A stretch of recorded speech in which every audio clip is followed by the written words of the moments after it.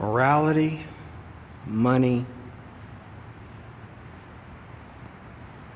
and neighborhood is what life is all about when it comes to being safe. This is what keeps us safe. Morality, money, and neighborhood. Morality is first because too many humans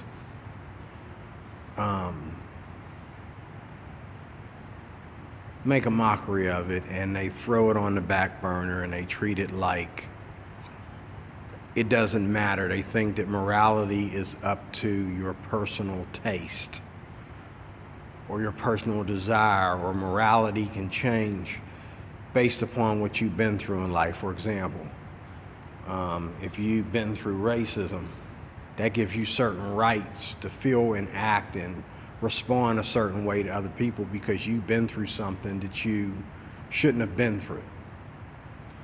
So that changes morality. Or it may be something happened to you in the church and Jesus slapped you too hard or something, and somebody in church was drop kicking you while Jesus was slapping you. Okay, so you feel that you can hate the church, okay? But you can't. Morality is what it is. Morality keeps us safe.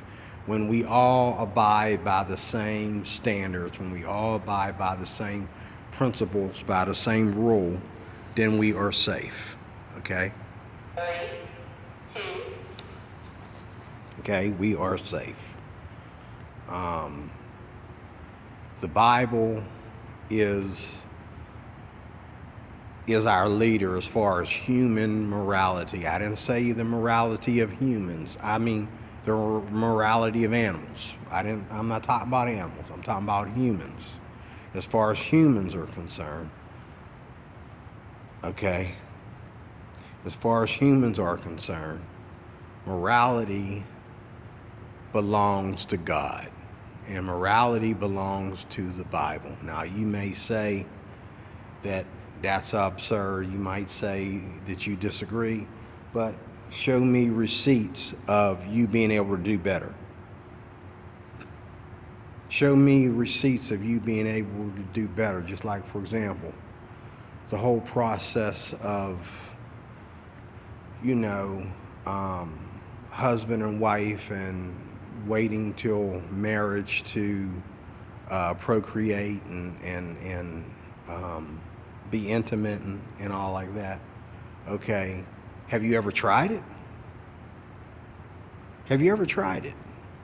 You never tried it. So therefore, you don't know.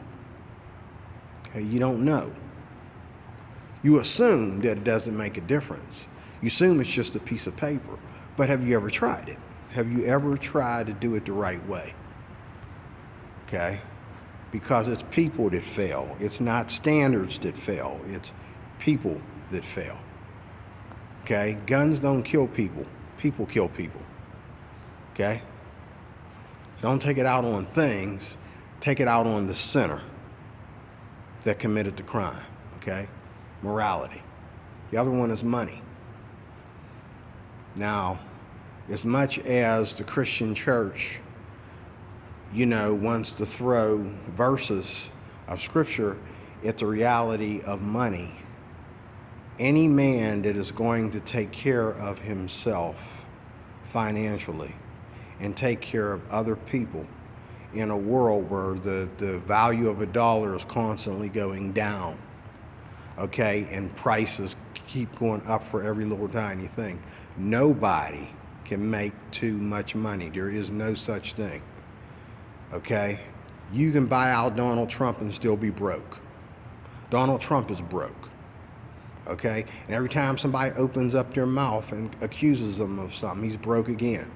Elon Musk is broke, okay? Every time something happened where somebody, does a trick on his business and tries to compete with his business or whatever, he's going to lose money. Okay? Nobody can make too much money. Now, after we understand that nobody can make too much money, then we can say that money is the root of all evil.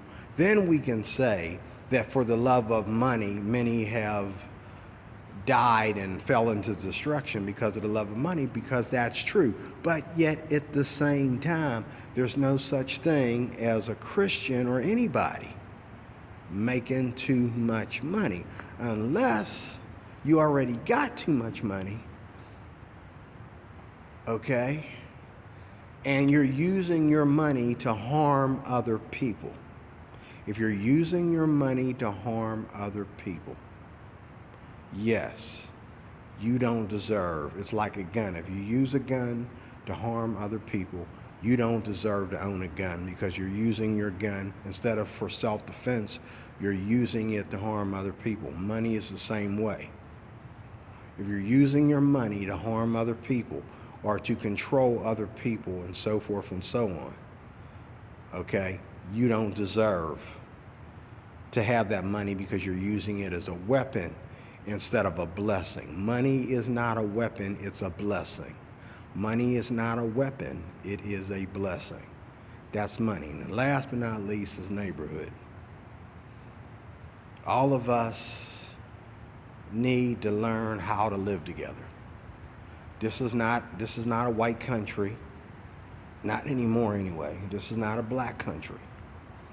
You think it is. You're trying to make it a black country, but it's not a black country. Okay, this is not an Asian country.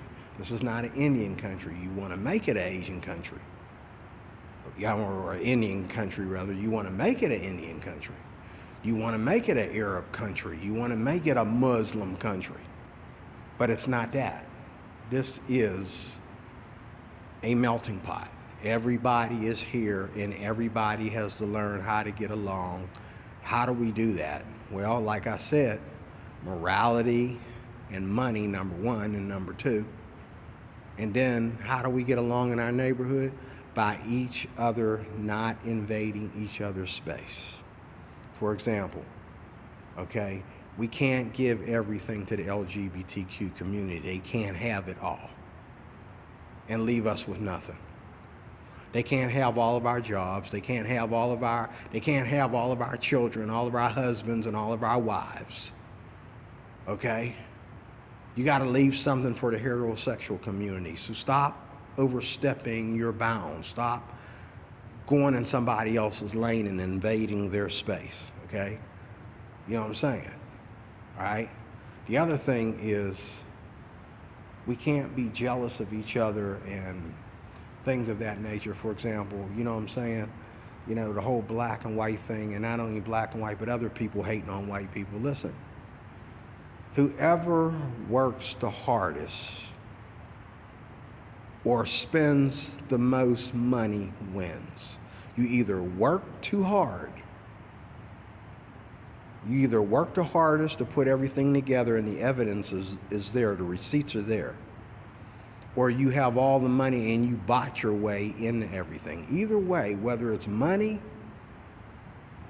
or whether it's strength, okay, whether it's money or whether it's strength, you get the seniority, whether you worked too hard or whether you did all the work and you were the mastermind behind all this, or you were the money behind all this.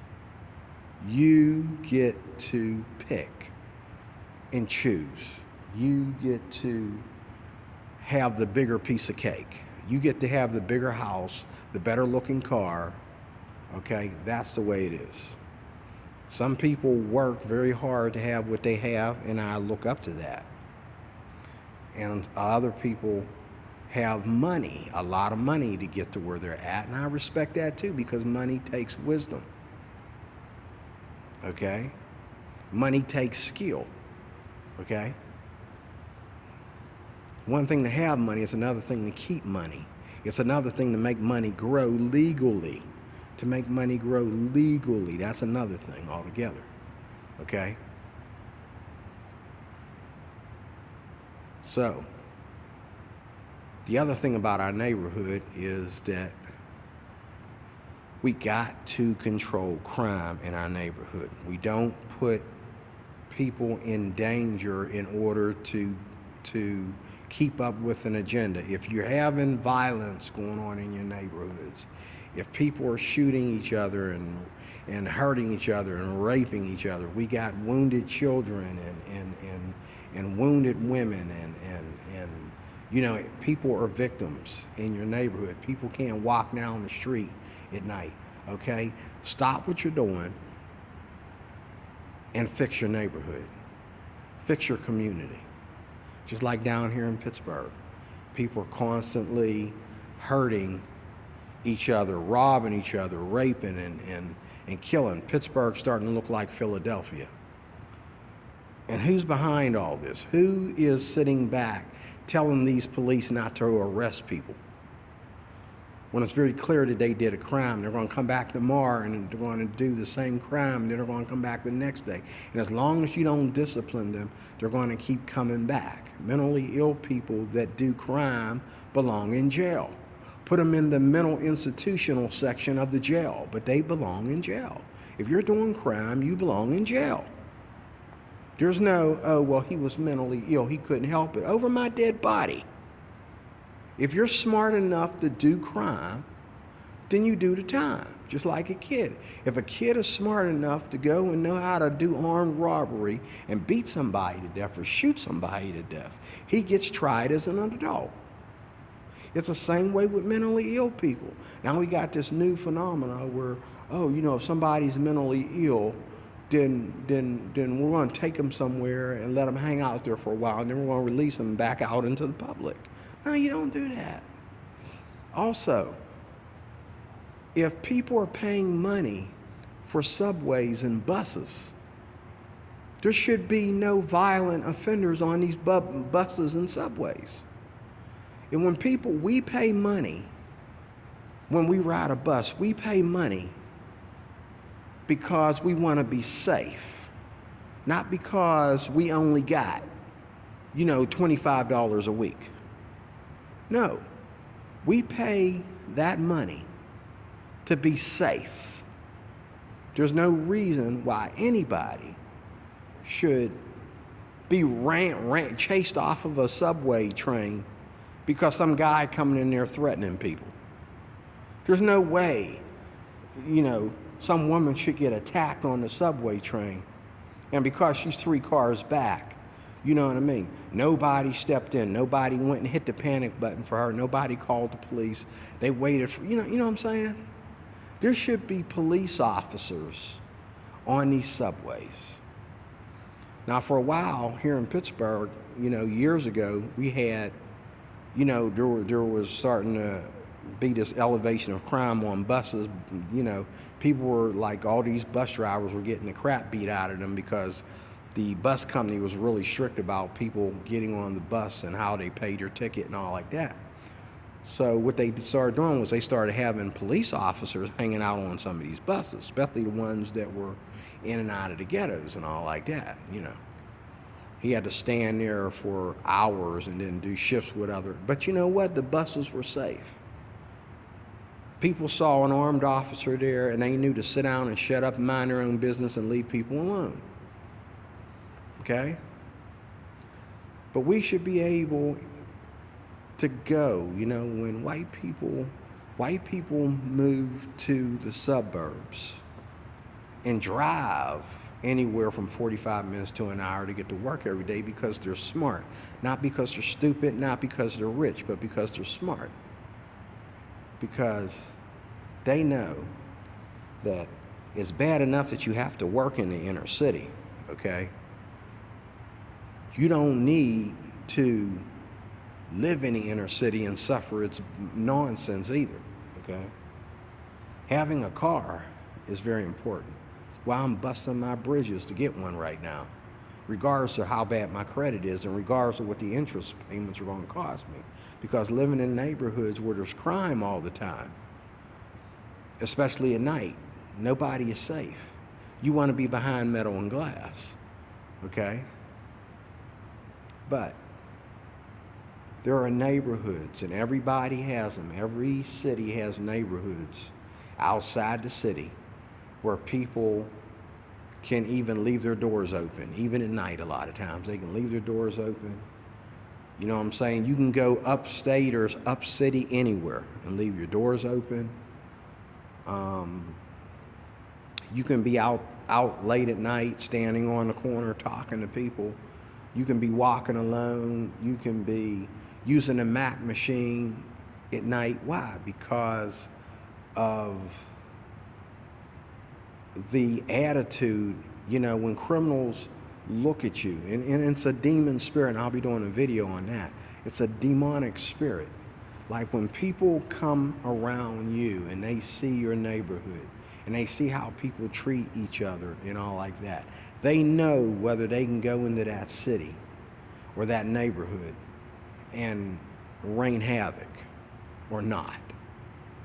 So you see, the enemy is in you and around you, and it's influencing you. And so when you look at things, you know whether you feel comfortable doing crime in that neighborhood or you run away from that neighborhood, okay? And we like to call things racist. Oh, don't move to this neighborhood because it's racist. Well, if it's so racist, how come it's so peaceful? So in other words, the people that are calling it racist, because they think the town is racist, the town is safe because people think it's so racist. They think that they'll be hanging up certain races of people in the sun, okay, upside down, so that keeps the town safe. To me, let them keep thinking that, if that's what it takes to keep that town safe. I'd rather be in a neighborhood where people are watching me like a hawk and threatening me every day, but we're safe, than to live in a neighborhood where the cops are coming around and hanging out with people and playing basketball with these kids and doing all this, okay? But yet they don't respect. They'll shoot that cop in 2 seconds if he decides to do his job. His job ain't to be out there playing basketball with the kids. That's overtime. His job is to protect and serve. Okay? So if a cop never goes down to the, ghetto-fied community and hangs out with the little kids and plays basketball or whatever, that doesn't mean he's not a nice person. That doesn't mean he's not doing his job. Because in these same neighborhoods where cops are doing this stuff, they kill the most cops.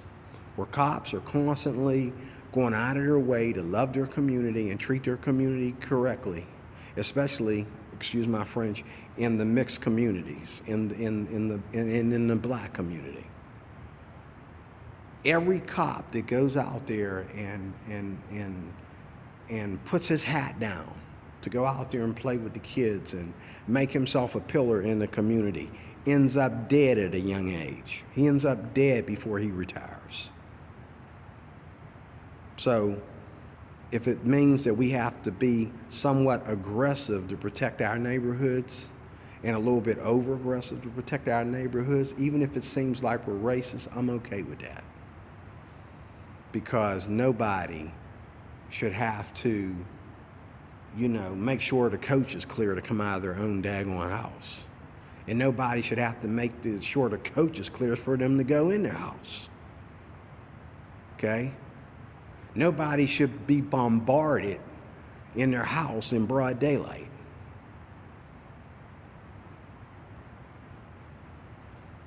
I am DeRoy Cruz.